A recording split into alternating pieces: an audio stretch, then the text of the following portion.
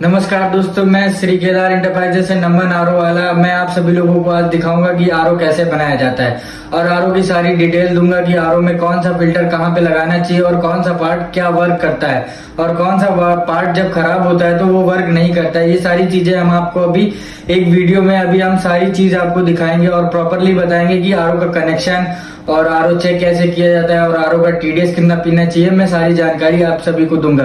तब तक के लिए आप हमारे वीडियो को लाइक करें और फॉलो करें और सब्सक्राइब करें मेरे चैनल को और कमेंट में बताएं कि आप लोगों के यहाँ आरओ लगा हुआ है या नहीं लगा हुआ है। नहीं लगा हुआ है तो अभी मुझे कॉल करें, मैं आरओ लगाने के लिए आपके यहाँ आ रहा हूँ। थैंक यू गाइस, सपोर्ट में।